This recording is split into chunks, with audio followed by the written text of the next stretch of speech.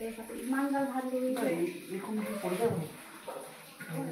ইয়াত দি মাংসটো নালাগে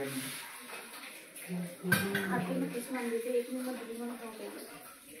ভাত দিলে নহয় মাৰি দি কি কৰিব তবে উল পড়লে কালকে তো কথা দিবি না জানো বলি